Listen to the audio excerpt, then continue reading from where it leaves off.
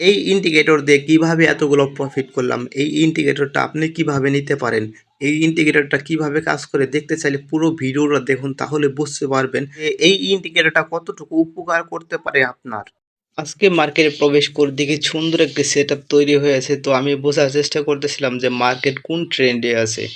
তো অনেকক্ষণ অ্যানালাইজ করার পর আমি মার্কেট দেখতে পেলাম যে মার্কেট আপ ট্রেন্ডে আছে, কিন্তু মার্কেট অনেক বড় একটা রিটেস্ট নেবে। সেটাই বের করে আমি সুন্দর করে মার্ক করে দেখলাম যে এটা সুন্দর একটি ডাবল প্যাড তৈরি হয়ে আছে।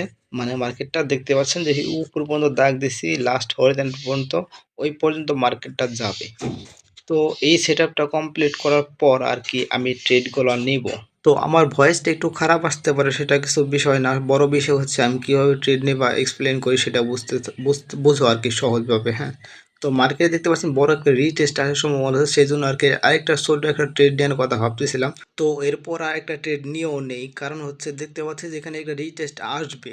তো সেই জন্য আর কি আমি ট্রেডটা নেই, আর এটা আমি পুরোপুরি কমপ্লিট করার আগে মার্কেট থেকে বেরিয়ে আসছিলাম, কারণ এত রিস্ক নিতে চাচ্ছিলাম না। এই ট্রেড গুলো নেওয়ার পরও আমরা যখন কনফার্মেশন ছিলাম যে মার্কেট যতটুকু ডাউনে আসবে ততটুকু ডাউনে আসবে শিওর হওয়ার পর ভাবতেছিলাম যে আরেকটা ট্রেড নেবো। তো সেই জন্য আর কি একটা মার্কেট আরেকটু উপরে দিকে রিটেস্ট নিয়ে তারপর আরো বেশ কিছু ট্রেড নিয়ে নেই। আর এই ট্রেড গুলো প্রফিট হয় কারণ আমরা কনফার্মেশন যতটুকু দিয়েছিলাম ঠিক ততটুকু মার্কেট আসছে। তো এরপর আসি মূল কথায়। হ্যাঁ, তো অনেক অনেকেই শুধুমাত্র ট্রেডার হতে চান, জাস্ট ট্রেডার হয়ে কোনো লাভ নাই, বা প্রফিট নাও করতে পারেন।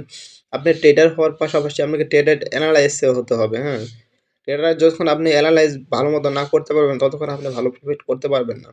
আপনি সারাদিন মার্কেটে বসে থাকবেন, আপনার কনফার্মেশন দেখার পরে কনফার্মেশন টার্গেট থাকবে, আপনি ডেমোতে ট্রেড করবেন, সেক্ষেত্রে যদি আপনি প্রফিট করবেন আগেই প্রফিট করবেন না।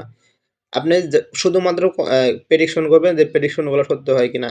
এভাবে দীর্ঘদিন করার পর আপনি যখন ট্রেডগুলো নেবেন দেখবেন সবগুলো 100% শিওর হবে। তো দেখতে পাচ্ছেন যে আরেকটা আপে সিগন্যাল দিয়ে দিয়েছি, আর এই সিগন্যালটার অপেক্ষায় আমি এতক্ষণ ছিলাম যে কখন সিগন্যালটা দিবে, আর সিগন্যালের জন্য অনেকগুলো ট্রেড নেব একটু শিওর হয়ে আর কি। তারপরেও শিওর মার্কেটে আপনার 100% শিওর বলতে কিছু হয় না। তো এটাই আর কি মেইন সিগন্যালের অপেক্ষায় ছিলাম এতক্ষণ, যে সিগন্যালটা এতক্ষণ আমি যা ট্রেডগুলো নিয়েছি আমার অ্যানালাইজ করি, এই আমি সিগন্যালটা এইটা ট্রেডটা নিলাম আর কি সিগন্যালটা ফলো করি।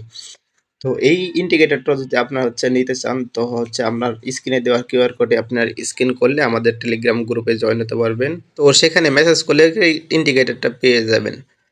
তো এই ইন্ডিকেটরটা আমাকে জাস্ট সাপোর্ট দেয়, আমি জাস্ট অ্যানালাইজ যখন করি অ্যানালাইজগুলো আর কি কনফার্ম হওয়ার জন্য আর কি এই ইন্ডিকেটরটা আমি ব্যবহার করি, যে এই ইন্ডিকেটরটা তখনই আমাকে সাপোর্ট দেয়।